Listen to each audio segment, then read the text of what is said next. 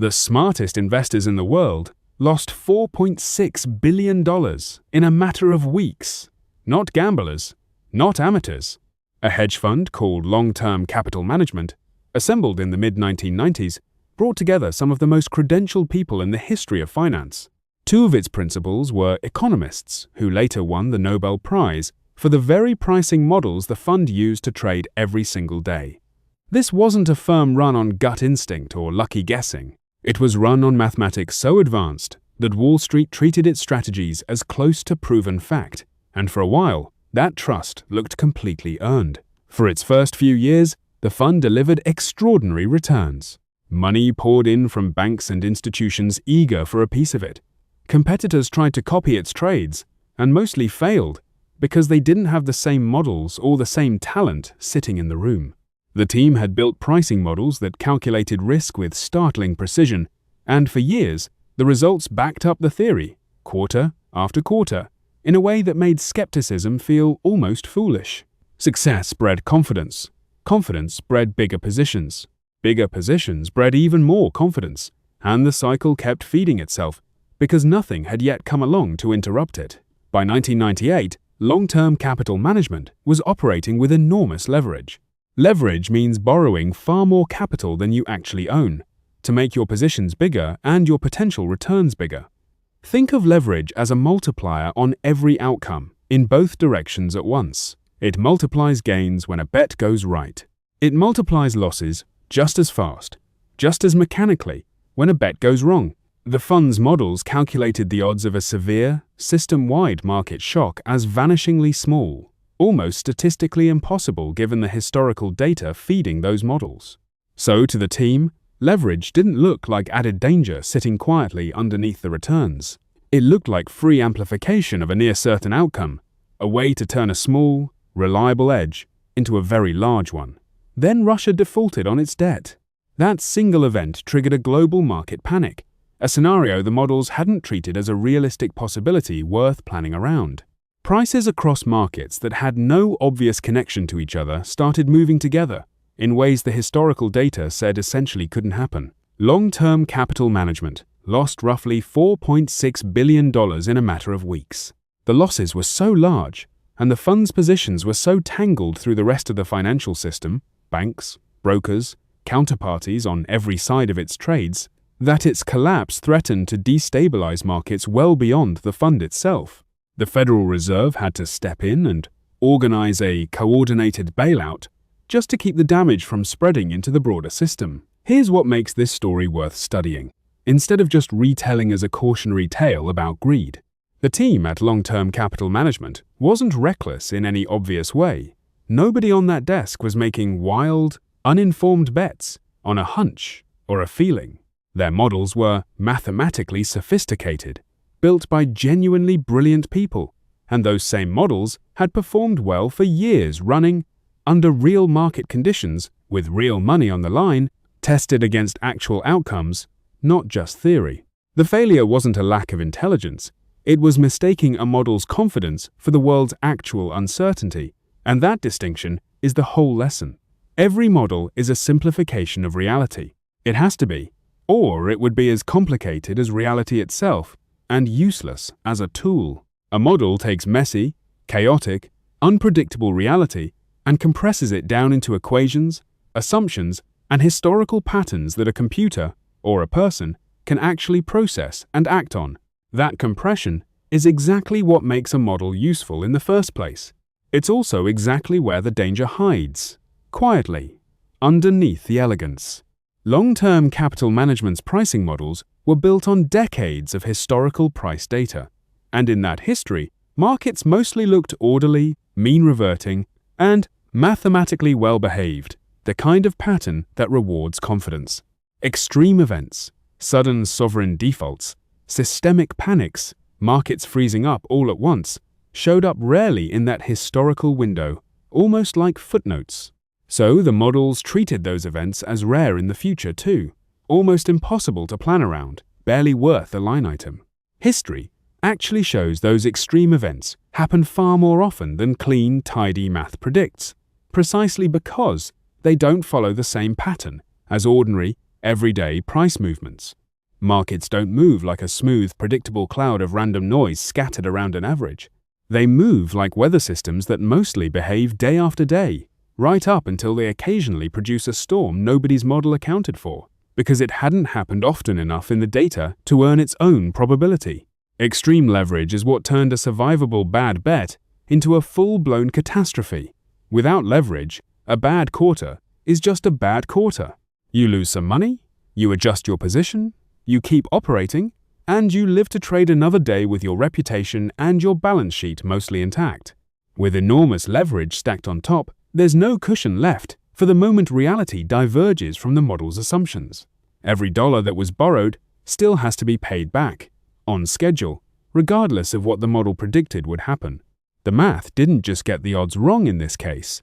It quietly removed the margin for being wrong at all, and nobody flagged that as the real risk sitting underneath the trade, because the model was busy answering a different question.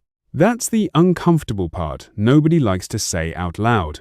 The more elegant a model looks on paper, the more people trust it past the point they actually should, and the credentials behind the model make that overtrust feel justified instead of dangerous. Brilliance in a model isn't the same thing as safety in a decision. Those are two entirely different properties, and long-term capital management, along with most of Wall Street at the time, quietly conflated them. A model can be right about almost everything, correct on hundreds of trades, validated by years of live results and audited performance, and still be catastrophically wrong about the one scenario that actually ends up happening. That gap between almost everything and the one thing that actually happens is where companies, careers, and entire institutions get destroyed, often very quickly, after looking unbreakable for years. Part of why this trap is so dangerous is that it targets the most capable people in the room, not the careless ones. A mediocre team with a mediocre model gets challenged constantly because nobody fully trusts it in the first place. A brilliant team with a brilliant model stops getting challenged because everyone around it assumes the people building it must have already thought of the obvious objections. The more impressive the model, the fewer people feel qualified to question it. Banks and brokers lined up to lend to long-term capital management on favorable terms precisely because of who was running it. Nobel laureates, veteran traders, a track record that looked bulletproof. Nobody wanted to be the counterparty, asking uncomfortable questions of the smartest people in the industry.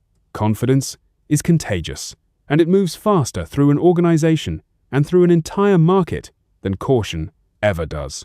But here's the part nobody expects.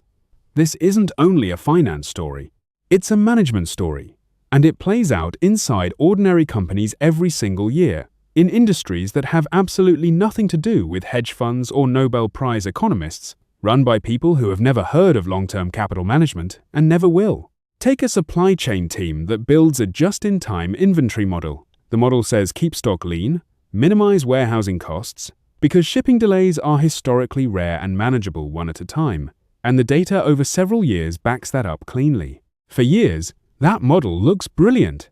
Costs go down every quarter, efficiency metrics go up, and the team responsible gets praised in every review for running a tight, disciplined operation.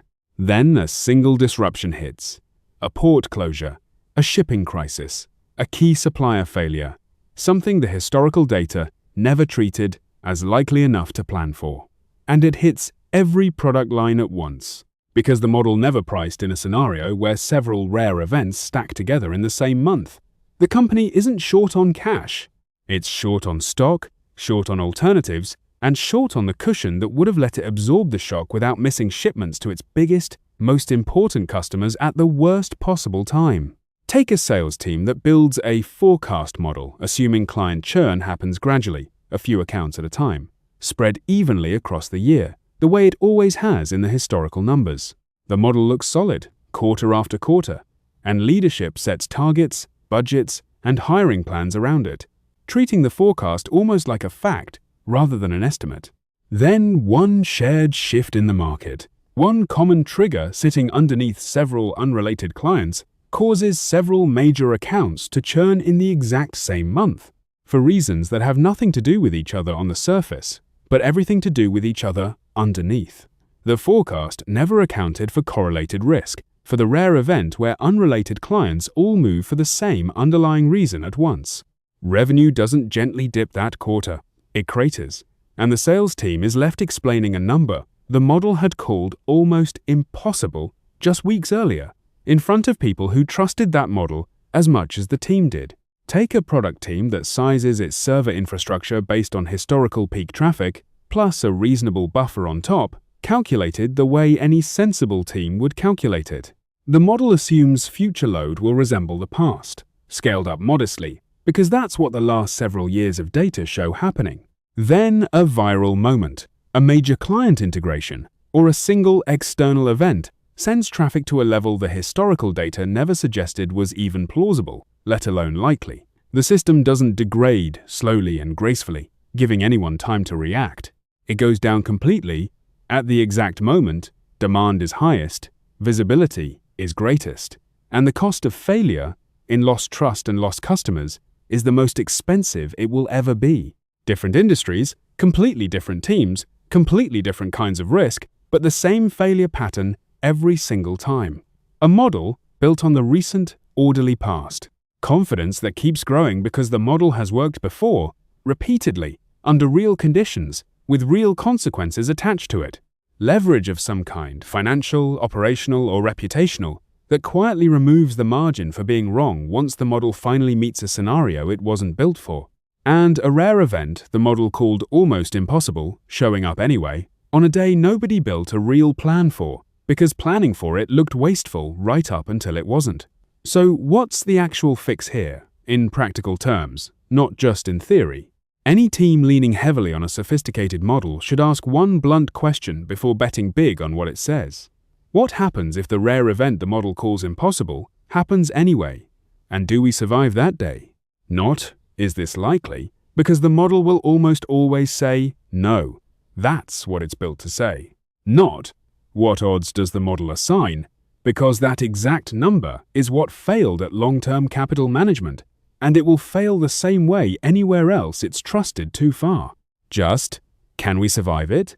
Structurally, operationally, financially, if it actually happens, tomorrow morning, with no warning and no time to prepare.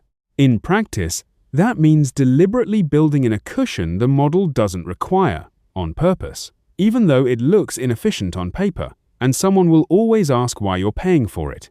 The supply chain team keeps buffer stock for its top few product lines, even though the model insists that's wasteful and the spreadsheet says otherwise.